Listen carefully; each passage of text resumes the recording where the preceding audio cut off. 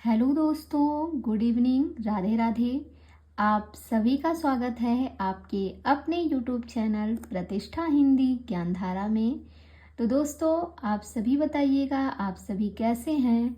उम्मीद करती हूँ कि आप सभी अच्छे होंगे, स्वस्थ होंगे और मन लगाकर पढ़ाई भी कर रहे होंगे। और मैं अपनी बात करूँ तो मैं भी इस समय ठीक हूँ। और बात करें क्लास की, तो आज हमें पढ़ना है लौकिक साहित्य, जो कि आदिकाल में है। और आज हमारा आदिकाल जो है पूरा समाप्त भी हो जाएगा। तो जो थोड़ा बहुत पॉइंट बचा है उनको भी आज हम देख लेंगे।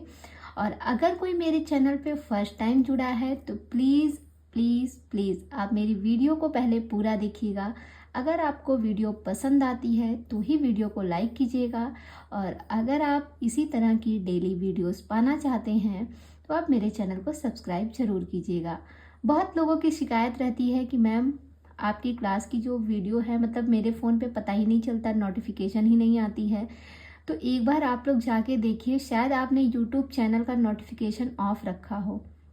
और अगर और चैनल की आपके पास नोटिफिकेशन आती है, बस मेरी वीडियोस की नहीं आती, तो यानी कि आप लोगों ने चैनल को तो सब्सक्राइब किया है लेकिन बेल आइकन को प्रेस करना भूल गए हैं। तो वो जो घंटी वाला सिंबल आपको दिखेगा ना, उस पर आप क्लिक कीजिएगा। 3 ऑप्शन आते हैं उसमें। उसमें जो ऑल का ऑप्शन आता है, उस ऑल के ऑप्शन पे क्लिक कीजिएगा। जब आप ऑल के ऑप्शन पर क्लिक करेंगे, उसके बाद मेरे द्वारा जो भी वीडियोस जिस टाइम अपलोड की जाती है उसकी नोटिफिकेशन आपको मिल जाएगी। हाँ, कभी कभी होता है बीच में नोटिफिकेशन नहीं पहुंचती है, जैसे मैंने भी कुछ लोगों के चैनल सब्सक्राइब कर रखे हैं तो मेरे पर भी नहीं आता है। तो आप क्या करिए, आपका जो यूट्यूब वाला ऐप है, जब आप उसको ओपन करेंगे, नीचे आपको सब्सक्रिप्शन का जो ऑप्शन दिखेगा, जब आप उस पर क्लिक करेंगे तो ऊपर, सबसे ऊपर ही आपने जितने लोगों का चैनल सब्सक्राइब किया है वो सारे चैनल आपको वहाँ पे नज़र आएंगे।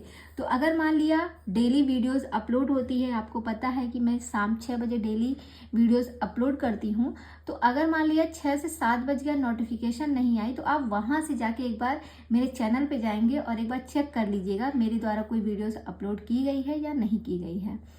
तो ये भी देख सकते हैं, हो सकता हो कभी वीडियोस ना जाए। और कभी कभी क्या होता है, वीडियोस पहले ही अपलोड हो जाती है। टाइमिंग सेट कीजिए, तो कभी कभी क्या होता है, कुछ हो जाता है किसी गलती की वजह से, या नेट का भी इशू रहता है, तो उसकी वजह से भी जो समय है वो थोड़ा सा बदल जाता है। और 6 बजे के बजाय 4 बजे ही वीडियो अपलोड हो जाती है, 5 बजे हो जाती है। तो वो थोड़ा मैनेज कीजिएगा। वैसे डेली जो है मेरी वीडियो 6 बजे ही आती है। तो ये जो समस्या है, बहुत लोगों की समस्या है, तो इस समस्या को आप लोग आज दूर कीजिएगा। और बात करें लौकिक साहित्य की, तो चलिए हम अपने टॉपिक पर चलते हैं, ज़्यादा बात ना करते हुए, नहीं तो टाइम जो है निकलता जाएगा। तो आइए देखते हैं लौकिक साहित्य।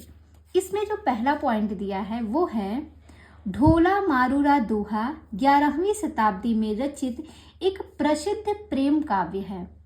कैसा काव्य है ये? एक प्रेम काव्य है, ढोला मारूरा दोहा, और इसका जो समय है वो है 11वीं शताब्दी। इसे कैसे याद करेंगे? देखिए, इसमें लिखा है ढोला मारूरा दोहा। ढोला को बना लीजिए ढोलक, ठीक है। आप ये बताइए, जब ढोलक लेके आप बैठते हैं तो एक हाथ आप दाहिना अपना मारते हैं और एक हाथ बायां मारते हैं, ठीक है। मारते हैं कि नहीं मारते हैं? तो एक दाहिना हाथ और एक बायां हाथ, एक एक मिलके कितना हो गए? 11 हो गए। ढोलक पे एक ही हाथ तो मारेंगे, दोनों हाथ थोड़ी ना मारने जाएंगे। एक हाथ दाहिना वाला लगाएंगे एक साइड और दूसरे साइड जो है बायां वाला हाथ लगाएंगे। तो समय याद हो गया 11। कैसे याद रहेगा? अब बात करेंगे कि ये किस प्रकार का काव्य है। तो ये प्रेम काव्य है। तो जब आप ढोलक को बजाते हैं तो बड़े प्रेम से बजाते हैं, ये नहीं कि लाठी और डंडा लेके तैयार हो जाते हैं ढप ढप ढप ढप करने। अगर ऐसे करेंगे तो महफिल जमेगी नहीं, हर कोई भाग जाएगा। तो ढोलक को भी बड़े प्यार से बजाया जाता है। तो जब प्यार से बजाएंगे ढोलक को, तभी उसमें से अच्छी धुन निकलेगी। तो कैसे बजाया जाएगा? प्रेम से। तो समय याद हो गया। ढोलक को जब हम बजाते हैं तो एक एक हाथ दोनों साइड देते हैं, एक एक से 11वीं शताब्दी हो गया। और बड़े प्रेम से बजाते हैं, यानी कि ये एक प्रेम काव्य है। अब आसानी से कभी भूलेगा नहीं, इस तरीके से आप इसको पढ़िएगा। और अगर हो सके तो ट्रिक को लिखते चलिए, क्योंकि लिखे रहेंगे तो दोबारा कभी पढ़ेंगे इस बुक को तो आपको अच्छे से ट्रिक याद रहेगी। आगे देखिएगा, ढोला मारूरा दोहा मूलतः दोहा छंद में रचित था। जब ये रचना लिखी गई थी तो सबसे पहले ये दोहा छंद में लिखी गई थी, जिसमें 17वीं शताब्दी में कुशल राय नामक कवि ने कुछ चौपाइयां जोड़कर इसका विस्तार कर दिया। समझने का प्रयास कीजिएगा। ढोला मारूरा दोहा जो है ये 11वीं शताब्दी में लिखा गया था और ये किस भाषा, इसमें जो है कौन सा छंद प्रयोग था, तो दोहा छंद प्रयोग था। ढोला में दोहा छंद प्रयोग था। उसके बाद क्या होता है कि 17वीं शताब्दी में एक कुशल राय नामक के कवि आते हैं। वो क्या करते हैं, वो इसमें कुछ चौपाइयां जोड़कर इसका विस्तार कर देते हैं, इसे और बड़ा बना देते हैं। तो कौन जोड़ता है, कुशल राय जोड़ते हैं। क्या जोड़ते हैं, चौपाइयां।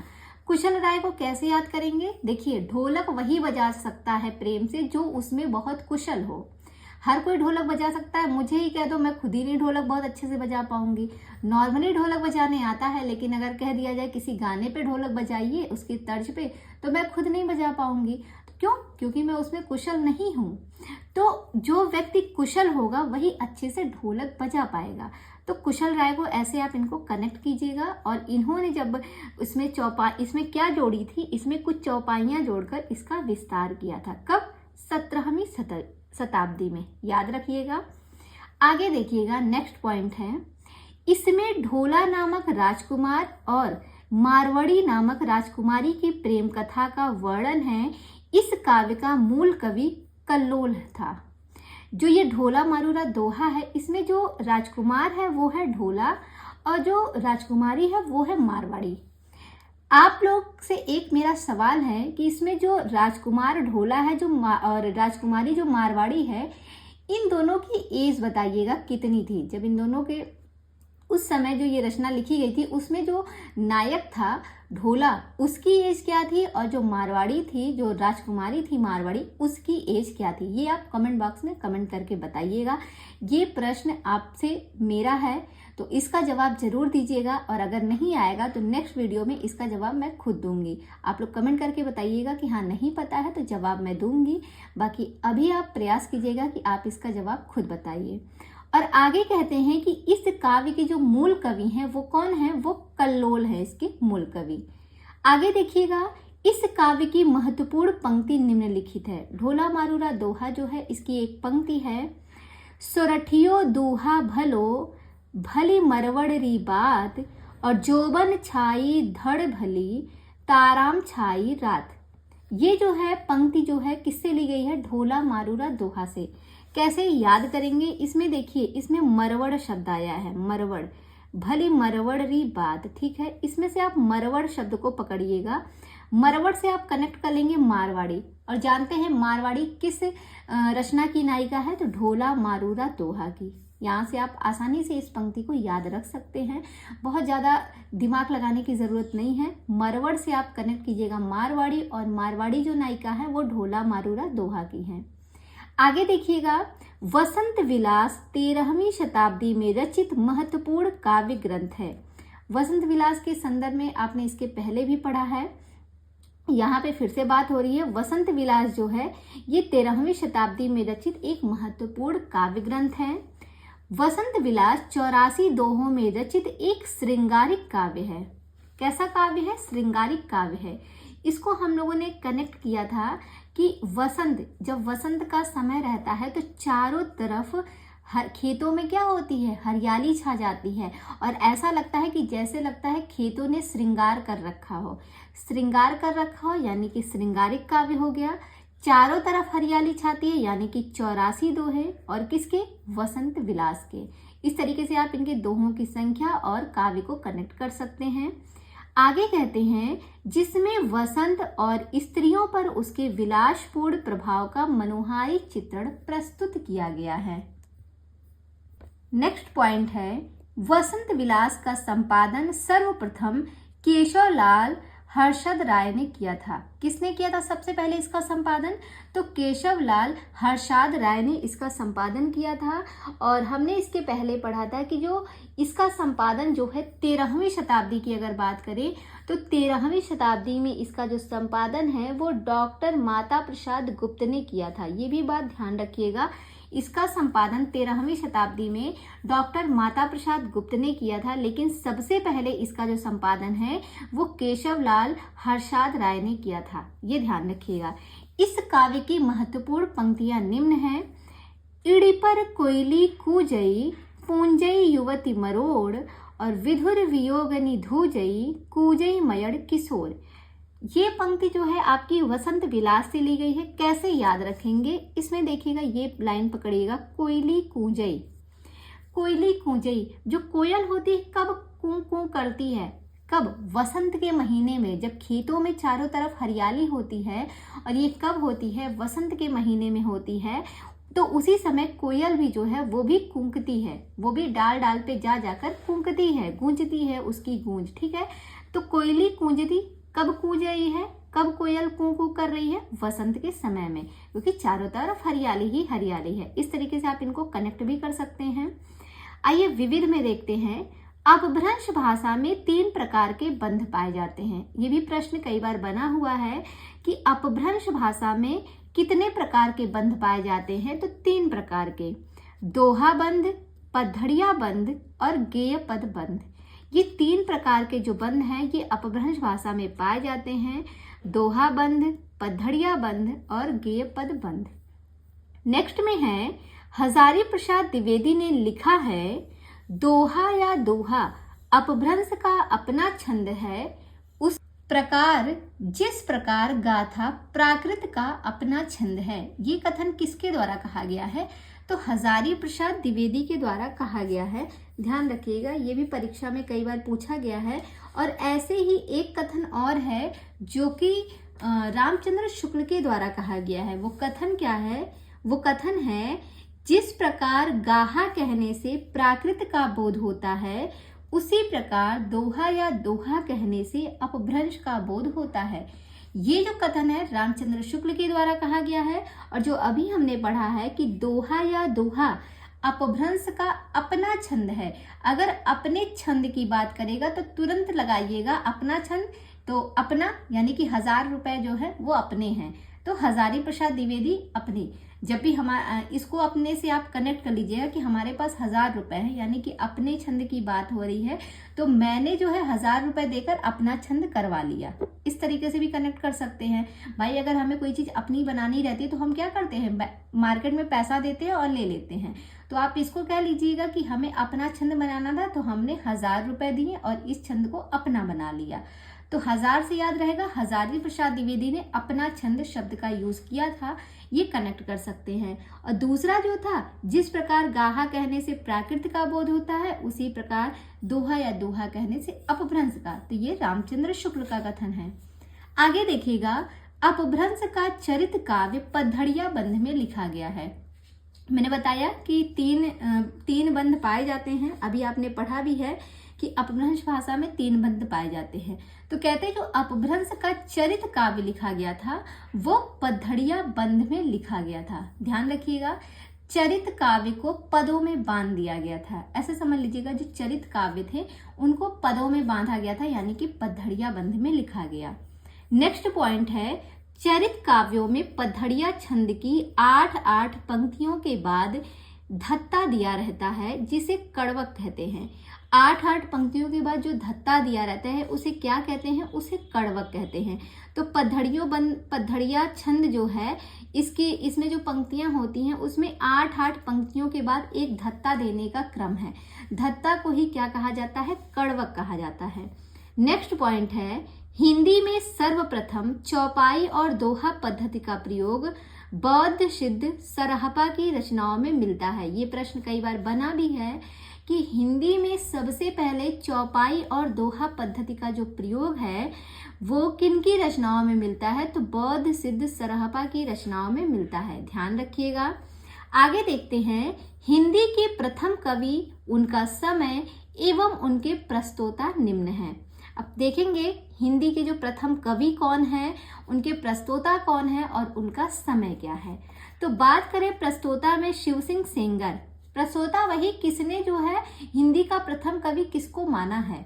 तो बात करें शिव सिंह सेंगर की, तो शिव सिंह सेंगर ने पुष्य या पुंड को जो है हिंदी का प्रथम कवि माना है और इनका समय है 7वीं शताब्दी। कैसे याद करेंगे? जितने लोग हमारी पुरानी वीडियोस देखें उनको ये सारी ट्रिक याद होगी, क्योंकि इसके पहले मैंने ये सब पढ़ाया हुआ है, जहां जहां ये सारे पॉइंट मिलते गए हैं। तो कहते हैं जब शिव जी, जैसे आप जान रहे हैं सावन का महीना चल रहा है, तो सभी लोग क्या करते हैं, सावन के महीने में सोमवार को शिव जी पर क्या जाते हैं, पुष्प चढ़ाते हैं। सावन के महीने में सोमवार के दिन शिव जी पर पुष्प चढ़ाते हैं। तो शिव जी से शिव सेंगर क्या चढ़ाते, पुष्प चढ़ाते। तो इन्होंने पुष्य या पुंड को माना और समय क्या है, 7वीं शताब्दी।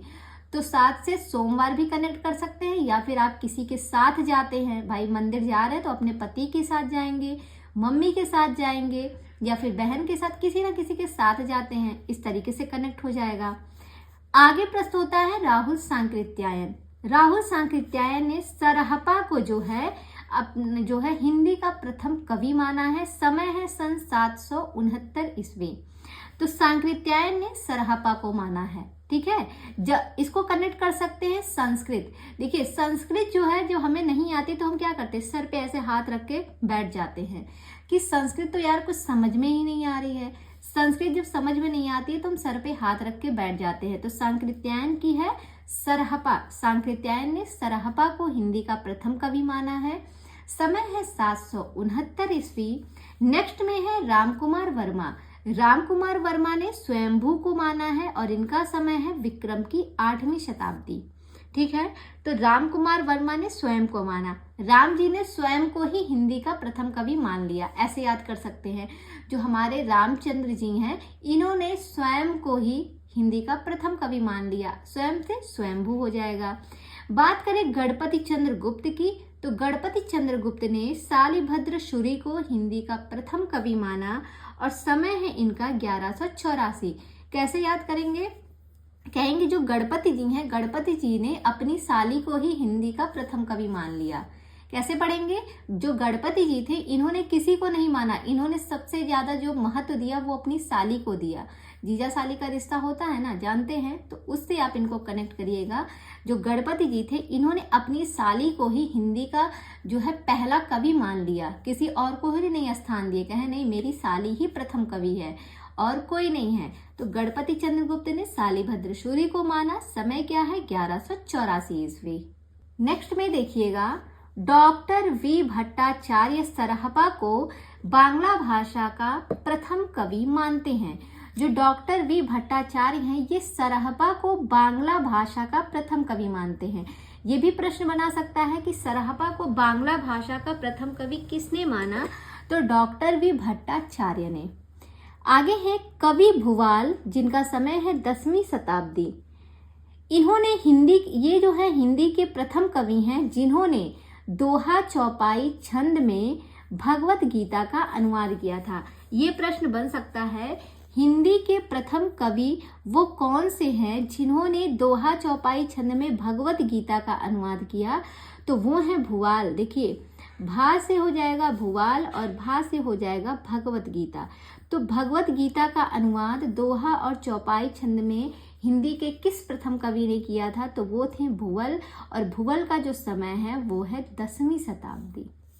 आगे देखिएगा, आचार्य हजारी प्रसाद द्विवेदी ने अब्दुल रहमान को हिंदी का प्रथम कवि माना है। हजारी ने किसको माना है? इन्होंने अब्दुल रहमान को जो है हिंदी का प्रथम कवि माना है। कह सकते हैं कि प्रथम बार अब्दुल को 1000 रुपए देकर उसका मान रखा गया। प्रथम बार, पहली बार जो है अब्दुल नाम का कोई व्यक्ति था, उसको पहली बार 1000 रुपए देकर उसका मान रख लिया गया। मान से रहमान, अब्दुल रहमान पूरा कनेक्ट हो जाएगा। तो कह सकते हैं ना, अब्दुल को पहली बार यानी कि इसको प्रथम कवि किसने माना? तो याद हो जाएगा कि अब्दुल को पहली बार 1000 रुपए देकर उसके मान को बचाया गया, यानी कि 1000 से हजारी प्रसाद द्विवेदी। और आप लोगों को अगर ये सेशन पसंद आ रहा है और ट्रिक अच्छी लग रही है तो प्लीज़ आप वीडियो को लाइक कर दीजिएगा। आप लोग बाद में भूल जाते हैं। और अगर किसी ने चैनल को सब्सक्राइब नहीं किया है तो प्लीज़ चैनल को भी अभी सब्सक्राइब कर लीजिए। आगे देखते हैं, आचार्य रामचंद्र शुक्ल ने आदिकाल को अनिर्दिष्ट लोक प्रवृत्ति का युग कहा है। ये भी इम्पोर्टेंट है कि रामचंद्र शुक्ल ने आदिकाल को, वैसे तो हम जानते हैं रामचंद्र शुक्ल ने आदिकाल को वीरगाथा काल नाम दिया है, लेकिन इन्हें एक और नाम दिया है, अनिर्दिष्ट लोक प्रवृत्ति का युग भी कहा है रामचंद्र शुक्ल ने। ये भी प्रश्न इंपॉर्टेंट है। आगे है, हजारी प्रसाद द्विवेदी ने आदिकाल को अत्यधिक विरोधी और व्याघातों का युग कहा है। इसको कैसे याद करेंगे? देखिए, दोनों अगर एक याद हो जाएगा तो दूसरा आप समझ जाएंगे कि वो तो शुक्ल जी का है, क्योंकि दोनों में कंफ्यूजन हो जाता है। तो यहाँ पे पकड़िएगा अत्यधिक विरोध। ये जो विरोधी शब्द है ना, देखिए जब किसी के पास पैसे वैसे आ जाते, जैसे हजार रुपए आ गए, तो वो क्या होता है, फिर लोगों में विरोध होने लगता है। उनको लगता है अब तो मैं बड़ा आदमी बन रहा हूँ, अब तो मेरे पास इतने पैसे आ गए हैं, तो क्या होता है, आपस में विरोध होने लगता है। ठीक है, पैसों को लेकर। तो कितने रुपए आए थे भाई? 1000 रुपए आए, तो 1000 से हजारी प्रसाद द्विवेदी हो जाएगा। और अत्यधिक विरोध कब होता है? जब पैसे वैसे एक लोग के पास आने लगते हैं, दूसरा सामने वाला गरीब रह जाता है, तो दोनों में विरोध उत्पन्न हो जाता है। इससे आप इनको कनेक्ट करके याद रख सकते हैं। नेक्स्ट पॉइंट है, चंद्रधर शर्मा गुलेरी, राहुल सांकृत्यायन एवं रामचंद्र शुक्ल अपभ्रंश को पुरानी हिंदी मानते हैं। कहते हैं चंद्रधर शर्मा गुलेरी जी, राहुल सांकृत्यायन एवं रामचंद्र शुक्ल तीनों जो है अपभ्रंश को पुरानी हिंदी मानते हैं। कैसे याद करेंगे? इसके लिए एक ट्रिक है कि पुराने जमाने में गुलेर से शुक्ल जी को मार पड़ती थी संस्कृत पढ़ने के लिए। पुराने से हो जाएगा पुरानी हिंदी, पुराने समय में शुक्ल जी को, पुराने समय में गुलेर से गुलेरी को कनेक्ट कीजिएगा, गुलेर से शुक्ल जी को, शुक्ल यानी कि रामचंद्र शुक्ल जी को मार पड़ती थी संस्कृत पढ़ने के लिए। तो संस्कृत से राहुल सांकृत्यायन याद हो गया। एक बार ट्रिक को लिख लीजिएगा कि पुराने समय में गुलेर से शुक्ल जी को बड़ी मार पड़ी थी संस्कृत पढ़ने के लिए। जैसे हम लोगों को भी मार पड़ती है, जो बचपन में पढ़ी होगी, हर किसी को, जिसका जो भी सब्जेक्ट कमजोर रहा होगा, तो पापा जरूर उनकी पिटाई किए होंगे। तो हम लोग कहते हैं ना कि भाई इनको तो बचपन में इस सब्जेक्ट के लिए बड़ी मार पड़ी थी। तो वैसे ही हम याद कर सकते हैं कि जो रामचंद्र शुक्ल जी हैं, इनको जो है गुलेर से मार पड़ी थी पुराने समय में। किस लिए? संस्कृत पढ़ने के लिए। तो तीनों का नाम कनेक्ट हो गया। आगे देखिएगा, हजारी प्रसाद द्विवेदी और रामविलास शर्मा अपभ्रंश को हिंदी से पृथक मानते हैं। अभी तीन लोग जो थे, इन्होंने अपभ्रंश को पुरानी हिंदी कहा, लेकिन यहाँ पे जो है हजारी प्रसाद द्विवेदी और रामविलास शर्मा जो हैं, ये लोग क्या करते हैं, ये लोग अपभ्रंश को हिंदी से ही अलग कर दिए। कहते हैं अपभ्रंश जो है वो अलग है और हिंदी जो है वो अलग है। तो याद हो जाएगा, इसको ऐसे कनेक्ट कर सकते हैं कि हजार राम मिलकर, हजार राम, एक राम नहीं, एक राम से कुछ नहीं हुआ, हजार राम जब मिले, हजार राम मिलकर अपभ्रंश को हिंदी से अलग कर दिए। हजार राम मिलकर, राम से रामविलास शर्मा को, ठीक है, हजार राम मिलकर अपभ्रंश को हिंदी से अलग कर दिए। आगे है, भोला शंकर व्यास ने हिंदी के आरंभिक रूप को अवहट्ट कहा है। देखिएगा, यहाँ पे क्वेश्चन दो तरीके से बनता है।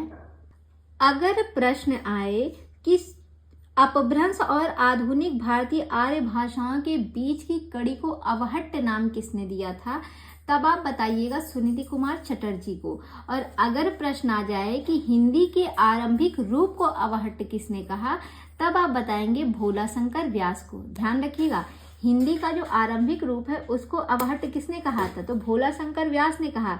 लेकिन जो सुनीति कुमार चटर्जी थे, इन्होंने जो है इन दोनों के बीच की कड़ी माना। कौन से? अपभ्रंश भाषा और आधुनिक भारतीय आर्य भाषा के बीच की कड़ी को ही अवहट्ट नाम दिया। किसने? सुनीति कुमार चटर्जी ने। तो दो तरीके से प्रश्न बनता है और आप दोनों में जो है गड़बड़ कर सकते हैं, इसलिए ध्यान रखिएगा। नेक्स्ट पॉइंट है, देखिएगा, अमीर खुसरो को संगीत के क्षेत्र में कव्वाली, तराना, गायन शैली एवं सितार वाद्य यंत्र का जन्मदाता माना जाता है। ये भी प्रश्न कई बार बना है कि संगीत के क्षेत्र में कव्वाली हो गई, तराना हो गया, गायन शैली एवं सितार वाद्य यंत्र का जन्मदाता जो है हिंदी में किसको माना जाता है, तो अमीर खुसरो को माना जाता है।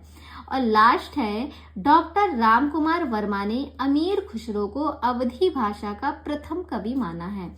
किसने जो है अमीर खुसरो को अवधी भाषा का प्रथम कवि माना, तो रामकुमार वर्मा ने राम जी ने कहा कि जो अमीर खुसरो हैं ये अवधी भाषा के पहले कवि माने जाते हैं।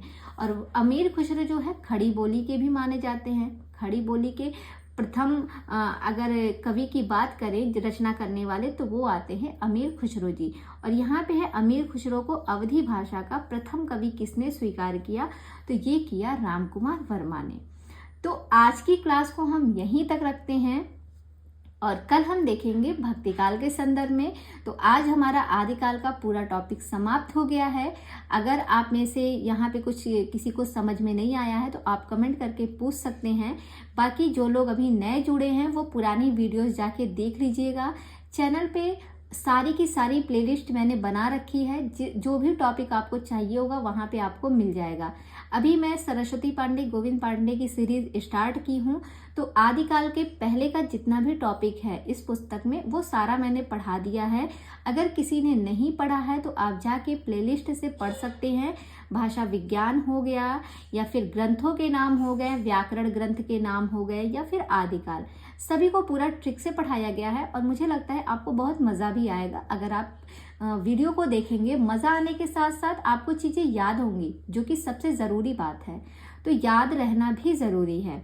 और इसी के साथ जो है कल हम जो है भक्तिकाल को शुरू करेंगे और आदिकाल यहीं पे आपका समाप्त होता है। तो अगर ये क्लास आपको पसंद आई है और जैसा भी क्लास लगा हो एक बार आप कमेंट करके बताइएगा। मुझे कल बहुत अच्छा लगा, कई लोगों ने कमेंट किया। और जैसे एक जो है नाम तो मुझे नहीं ध्यान आ रहा है, एसएससी सीजीएल करके कोई था, एसएससी सीजीएल करके किसी की आईडी थी, उन्होंने कमेंट किया था। शायद वो पहली बार अभी मेरे चैनल पे जुड़ी थी। तो जो भी हो मैम, आप सभी का बहुत बहुत धन्यवाद, आपका भी। और आपको मेरी वीडियो पसंद आई। और एक निष्ठा मैम है जो काफ़ी दिनों से मेरे चैनल पे मतलब चैनल को देखती हैं, वीडियो को देखती हैं और बराबर उनका कमेंट आता रहता है, उनका भी बहुत बहुत धन्यवाद।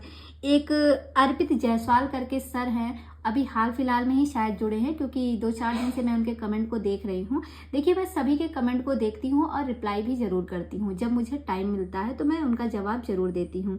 तो उनको भी जो है मेरा चैनल पसंद आया है। और सर, अगर कभी कोई दिक्कत होती है, मान लिया कभी कुछ गलत हो जाता है, तो आप लोग भी कमेंट करके ज़रूर बताने का प्रयास कीजिएगा कि गड़बड़ी कहाँ हुई है। तो इससे मुझे भी अच्छा लगेगा कि हाँ, आप लोग चैनल को देखते हैं। आगे बात करें तो एक रावत सर हैं, उनका तो मैं जब से मैंने चैनल स्टार्ट किया है तब से वो मेरे चैनल पे बराबर बने रहते हैं। तो बहुत बहुत धन्यवाद सर आपका भी। एक ऋतु दीक्षित करके मैम हैं, उनका भी बहुत बहुत धन्यवाद। एक विमल सर हैं, देखिए जिसका मुझे नाम अभी याद आ रहा है मैं उनकी बात करी हूँ। एक मधु मैम है, उनका भी कमेंट आता रहता है। बहुत अच्छा लगता है कि जब लोग कमेंट करते हैं और आपके चैनल को देखते हैं। एक अरविंद सर हैं और एक सुमन मैम हैं करके, ऐसे बहुत से लोग आते रहते हैं। अभी तो नाम फिलहाल मुझे सभी का नहीं याद आ रहा है, बट जिसका भी याद आ रहा है मैंने नाम ले लिया है। और जिनका नाम छूट गया है उनसे मैं माफ़ी चाहती हूँ। नेक्स्ट वीडियो में उनका नाम मैं ज़रूर लूँगी। तो प्लीज़ आप लोग भी प्यारे प्यारे कमेंट किया कीजिए। और मुझे भी अच्छा लगता है कि जब कोई कमेंट करता है तो मुझे लगता है कि हाँ, मैं जो मेहनत कर रही हूँ वो सफल हो रही है और आप लोगों को ये चीज़ें समझ में आ रही हैं। तो प्लीज़ जैसा भी होगा रिप्लाई ज़रूर किया कीजिए और आप लोगों का जवाब भी मैं ज़रूर दूंगी। अगर कोई बात रहेगी तो उसका मैं रिप्लाई ज़रूर करूंगी। और हाँ, साथ ही साथ चैनल अभी तक जिसने भी सब्सक्राइब नहीं किया है प्लीज़ वो चैनल को सब्सक्राइब कर ले। और जितना हो सके आप मेरी चैनल को अपने दोस्तों में भी शेयर कीजिए, जो आपके फ्रेंड लोग हैं उनको भी मेरी वीडियो शेयर कीजिए कि वो लोग भी मेरे चैनल से जुड़े और इस पढ़ाई का लाभ उठा सके। तो चलिए मिलते हैं फिर कल भक्तिकाल के साथ। तब तक के लिए बाय बाय, टेक केयर।